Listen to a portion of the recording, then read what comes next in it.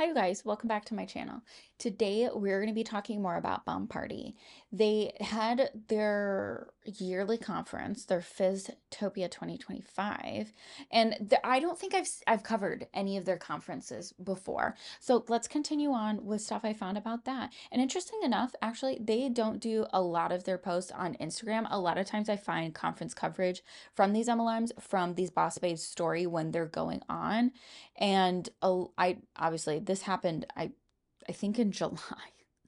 This I missed the boat on that one. The reps, it looked like they posted a lot more on TikTok versus Instagram. Like there's not even a lot of content on some of their Instagram pages. Come with me to Fizztopia. This is going to be a mixture of the day that I went there slash day one. In the airport, got to get my smoothie. Stop looking at me like that. Delish. And everybody else staring at me while I'm recording in the airport as well. Love that for me. Hate traveling, FYI. This gives me anxiety, but we're going to move through it. It was a great flight, 2 hours long, New Jersey to Florida. All right, next morning, we're having breakfast, starting the day off right. We took over the entire place, ordered way too much food, but it was delicious, and we all had full bellies. Yeah, I feel like the food from MLM conferences as a whole that I've seen is the best part. Monet had some really nice desserts, it looked like, with their little logo. And then this, Bombparty looks like they had some good food too at their events and wherever she is at her hotel. That seems like the best takeaway from these company events. Ready for the day. Little jewelry of the day, outfit of the day, shoes. Hello. How are you? Absolutely obsessed. This is my team shirt. So this is for check-in. Check-in day one, you guys, with my ladies. Now we're going to go off to literally no classes today. It's just going here, checking in, getting our bags there. This lady was adorable. Now, these two wonderful human beings, we tried that trend here on TikTok where you like dance around like crazy people. Yeah, they were good sports. All right, now it is time for team check-in for everybody to come to Sweet and get their goodie. Okay, so this is her special team, her team like brand, I guess you could call it. And so she has special little bags with stuff. And again, I have to wonder, did the team members have to contribute to these? Or did the upline or several uplines together pay for all these things that are in these bags and the little stickers on the bags as well? To do that individually, because this isn't like from Bombparty specifically, like the company. This is just a team, personal as a regular civilian kind of thing that uplines will do for their teams. Bags, here are mine. Oh, I'm very proud. I'm a proud mama. I think that the girls liked them. Here are going through their bags. I think they liked them, you guys. Excited everything came together. All right, now time for my gift from my uplines. They outdo themselves literally every single year, you guys. We have pins and cookies, the shirt, and then of course, last but not least, oh my God, is this bag not the most gorgeous? The attention to detail, you guys. Psst, join my cult. You're in a cult. I'm done. All right, now it is time for PJ. It's weird when MLMers will joke about it, and I think I had to do the same thing when I was in MLM, kind of like mentally distance yourself from what the word cult actually means, because you don't think you're in one when you're in one. You really just don't. And I was really interested in cults when I was in one. Like because I don't think they're like religious cults, right? I think they're more related to commercial cults, even if my experience wasn't as culty as other people's experience in MLM. PJ night is our team PJ party that Cal hosted in their suite. Everyone's here all across Team Fizz and Fizz, not only my girls, but obviously all of. I got an award. Okay, love you guys. Bye. Well, so yeah, I'm assuming this is put on more from the like the top reps or the top uplines within the team probably put on most of this, but are they paying for like the food spread and stuff? And to me, and it's probably the vibe that these girls are trying to give, it's giving sorority. That does not sound like a good time to me. Even if I was in MLM, it wouldn't really sound like a good time to me, because all I'm thinking is Mean Girls, and I'm thinking it's not gonna be a good time, and I'm thinking I don't want to be there because I don't want to deal with that shit. And then are you guys gonna have cry night and then get a little sleep deprivation in there, because this is the one time of year you get to see each other? Okay, and then guys, this says the wedding #Fizztopia 2025. So this leads me to believe somebody got involved. If this might not be at the convention, this might not be at like the building where Fizztopia was held. Let's just watch it together. Been together for several years as fizzers. If you can't tell what she's saying, because I did have to take out some of the background noise. It's a very busy video, like sound wise. Like there's music, there's like a staticky sound throughout the whole video. She's saying they're both fizzers, as in bomb party reps. So we're involving your job in your wedding ceremony. That's a choice, and I think not a good one. That you, but like, then we're laughing about culty, not her specifically, but then we have a rep laughing about, you're in a cult. Yeah, you might want to think about that a little bit more seriously when you have people involving the company in their wedding, a special day that they're making about their company. It's not even their company though, the company they work for. Their whole relationship has basically been surrounded by bomb party, and so tonight is the perfect night for them. Right, because why would they have a night that involves nothing and no one but themselves? And like focusing on themselves and removing all work stuff. And I understand they probably are like, oh my God, no, but we love it so much and we love all our bomb party reps and we just want everyone to be a part of it. I get that thinking. And I hope they can hold this in some sort of a positive light, even if they do leave. But imagine you leave bomb party and this is how you get to remember your wedding. I would want to redo. To get married. Okay, I'll go first. I've known you for over 12 years.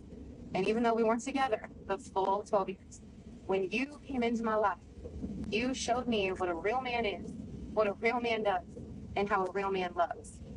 Something people only see in movies, and year after year, you never, ever, ever cease to amaze me on how patient you are with me, whether I'm sick and how. He seems so nervous. She's like pouring out her heart and he seems so nervous. And it makes me wonder, like, did he want it to go this way or was he kind of just going along with her plan because he wants to see her happy, of course? To go to the hospital, and whether I'm sick and you have to run my bomb party live, you have been my rock, you have been my backbone, and you're everything that all of my dreams. Bomb party in her wedding vows. Please, oh my God. And we've got reps joking about MLM being culty.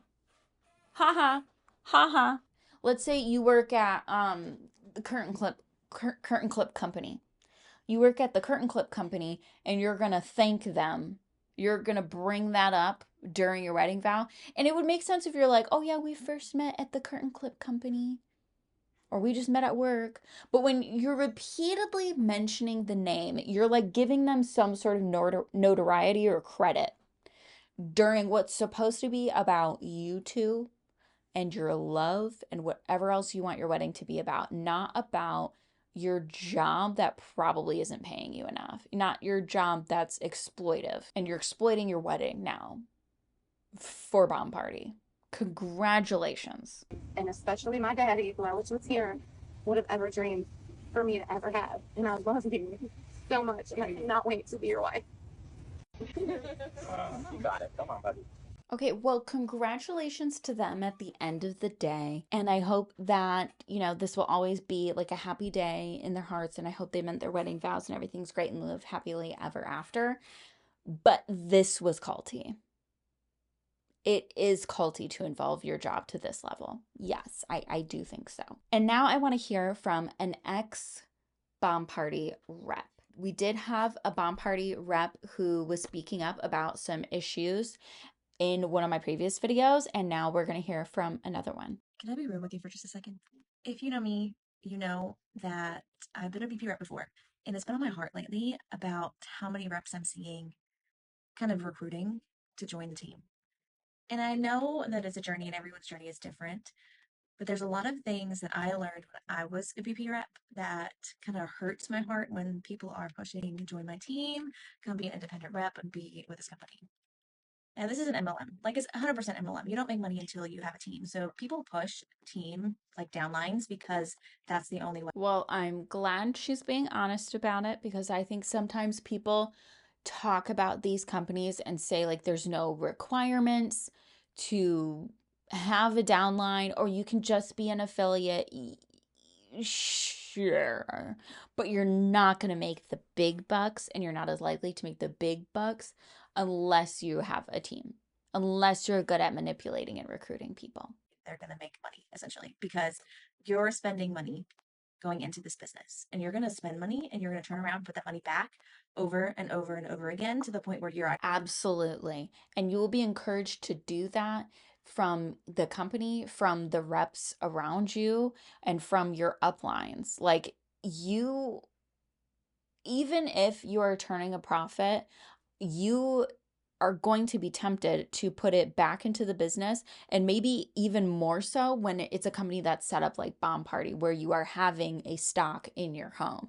This isn't like the MLMs like Monat or itworks, where they're buying from like through the website and they're taking care of like the shipping and everything. No, these bombparty reps are having to take care of that stuff. So I would think they'd be more tempted to have a bigger stock, a bigger selection, and more variety to offer customers. actually going to be not making money. You're losing money. You're actually putting money into it. So money I'm thinking and talking about is like for an OG, for example. You have to spend, well, when I was there, it was $19.95 and now it's $24.95. So back then it would cost $13 an OG, $13.71 or something. And you would turn around and sell it for $19.95. So you're spending 13 something. And then you add the tax and the shipping for that inventory order in hopes that you sell it. Now, if you're holding on, In hopes. And I've been saying that on my channel as well, in hopes that you sell something.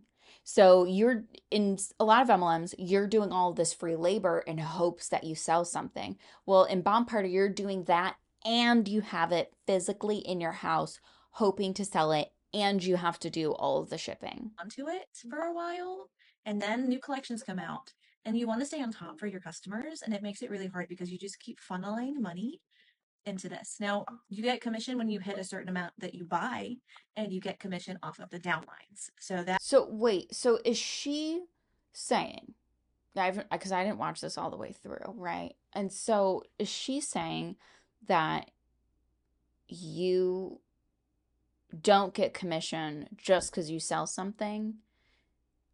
Oh, what kind of a business plan is that? Is that an ethical one? I don't find it to be. Do I think that's a wise choice? No. Do I think that's a great way to inspire genuine loyalty from your your marketing team, which is the reps? No. I think it's a great way to help reps dig up their own sunk cost fallacy and just keep putting more and more into it. That is kind of why it hurts my heart, because I see people putting so much money into this, and it's really benefiting your upline and not so much you when if you're not going to be successful. So it's just been really on my heart because I know what it feels like to be in that situation. I dug myself into a BP debt hole because I wanted to stay on top of the collections. I wanted to have the newest things, and I wasn't selling enough to turn back around. Yes, and I would think this is even worse in companies like bombparty, where you're constantly having new collections of jewelry coming out and wanting to stay on top of it and be the first person to have it that like your audience sees. And I would think it's even worse for this company, because in companies like health and wellness or beauty MLMs, yes, you get new products out, but I would think it's at a different rate. To make any profit. And it was draining, mentally draining, and just constantly looking and tracking and making sure that I have enough for my pre-order or I have enough to buy the new collection. And guess where it was coming from? My checking account, my savings account, so that I could keep up. Heed the warning, you do you, boo. This is just something that I've learned. There's other things that Because also, these companies do not teach you how to be strong financially and how to be smart. And if you don't have like a super successful business, like most MLM reps in any given MLM don't have, you probably don't have an accountant looking over your numbers and making sure you're staying on par with your goals and making sure you're not going into debt. You probably don't have that. And the company's not going to teach you that most cases. I have yet to see one. I'm saying most because I've yet to see one. Teach these reps how to be more responsible. they don't tell you essentially about the fees and the shipping and all of that. That kind of comes to full circle. And I love the jewelry. I was not a fan of how it ended up. Partially my fault. I mean, it is what it is. but just it's been on my heart when I see reps push for Q&A sessions and let's talk about the biz and join my team and here's all my girls. And it's a really hard business to be in. It's a hard business to be in because when you go to the TikTok out. Yeah, I can imagine. And it seems like she has had sort of like a mental breakthrough where she's seeing the company for what it is and realizing it's maybe not ethical, maybe it's not a wise and kind thing to do to present it like people should join this business. And she's kind of thinking now, I don't think bomb party reps should be doing that because it's really hard to be successful. So that doesn't feel right. And I love seeing people, even if they're not going hard in the other direction, which would be anti MLM, seeing things for what they are a little bit more reasonably than when you're full blown brainwashed in an MLM. You got to make sure that you have money. Don't come in with, please do not buy your kit with Afterpay. So no, because you're going to be spending a lot more money than that. But downlines are the way to go. And if you can start up, get a good team, you're set. But more often than not, that's not the case. And the turnaround of reps is pretty high. Now, don't get me wrong, the community is phenomenal. The community is really as amazing as they make it seem. And my team and the people who I've met in my journey, even now after, because of me starting BP, is incredible. The community.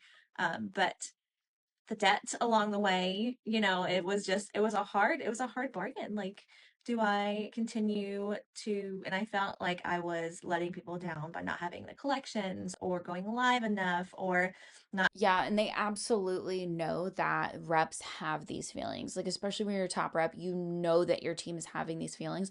When you are on corporate staff, you know that these are things that most of your reps are likely dealing with, and you spin it in a way to put the blame on them to release yourself from the real responsibility of providing more for the reps, giving them better tools, giving them better training, like aggressive social media training, helping them build their platforms, and not by just giving them ideas for content. No, like aggressive social media training. Having the newest OGs because I haven't sold the last stuff that's on my shelf. Like, it made me feel really miserable. I'm trying to keep up with everything, knowing that I don't have the money in my bank account to really buy what I need to buy to keep up with or not keep up with the sales that I was not getting. But you are in charge of your life and your decisions, and if that is something that's going to make you happy, do it. I think this company might also be one of the hardest ones to be a spouse of one of these reps, because these reps have to have like a special part of their house somewhere where they can have like the extravagant backdrops that look definitely not as shitty as mine, right? They have to be catching to the eye, appealing, fun to look at, and like well organized. Because when you're on live, it's go go go. So you have to be well organized and like a sort of like cadence or dance with how you run things during your live show, and to be the spouse of someone doing this, like you're. I don't want to say it's like you're losing part of your house, but you are kind of like that space is going to have to be kept safe, because you don't want to end up like the rep who lost some of her stash because her kid like dumped water all over it and was having a little fizz palooza by themselves. And then I think this takes a lot of effort from the reps. Like, you are missing out on a lot of time to do lives on social media, and if you are not like guaranteed making sales, like you're not one of these big reps who's having like multiple like pieces of jewelry sold whatever night you're doing lives, not really worth your time, is it? It's not really worth the free labor and the time to set up, and having to set a chunk of your house aside for this super awesome opportunity, let alone the cost is very high, it seems. Learn it, kind of just to go through it, and you might enjoy it. You might kind of move up the ladder unexpectedly and have a great time. But if you want to hear more about some of the things that they may not say. Oh, notice how she said unexpectedly? Because you can't really expect to do good in bomb party. That's what I'm getting from this. And then you've got the drama on top of it. You do you, boo. If you want to go BP or join the dark side, either. Okay, I saw whisperings in the comment sections and short little videos here and there about the drama, but I didn't really get a good full story about it. Like I don't have enough information to talk about it and I don't have enough information to understand it. So I was looking at her account to see if she had any more content about this, but I didn't see any more videos about her bomb party experience. And like, so maybe she didn't make them or maybe she took them down, but let's go to the next one. Ready, Des? Here we go. 1, 2. No! Okay, well, isn't it beautiful? Oh, but she was beautiful. She opened the box and the center piece just came off the necklace, just flopped right off. And these people open them live. So if you think you're getting high quality jewelry from Bomb Party, you might want to take this into consideration because it doesn't look like that's the case for every piece. And this is on live. This is like on her page. This isn't like some secret. And I think it is better to let the people know that sometimes Bomb Party sends out broken jewelry or easy to break jewelry. Like, do you have to be super delicate with this stuff? Let's be realistic.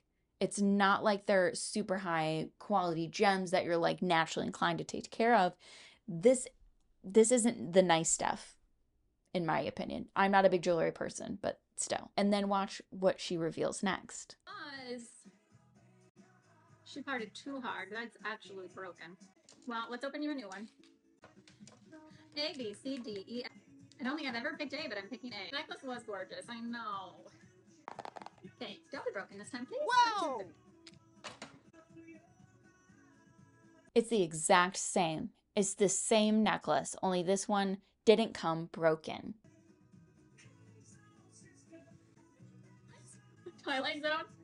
Did we just go into another dimension? For this moment, black onyx CC on rose gold, 146 with a removable pendant. This is what she's supposed. I would be annoyed. I would be annoyed because the entire appeal is that you think, like, just about every reveal, like within any given live, it's going to be different jewelry. You don't expect to see the same piece over and over again. I'd be irritated because that's annoying. Like, lucky for the customer if she did genuinely love the first piece that was broken, so now she's getting the second one. Great for her. But I think as the person doing the live, obviously you want your customer to have a good experience, but now I would be making a mental note. Broken jewelry and then 2 of the same. What are the chances of that? And to me, as somebody who's selling something, even if it wasn't an MLM and it was a regular business, I would be thinking about who's my manufacturer. I need to go have a talk with them. And so I think this would be a complaint I would want to make to the company if I was in. I would want to make a complaint because this is unacceptable to me. So that is all I have for you guys today. If you like this video, give it a little like-see poo. If you have commentary to share with the class, leave that down below. And if you super like this video, share it with your besties. And make sure you are subscribed so you get to see all of my videos. Thank you guys again, and I will see you in the next one.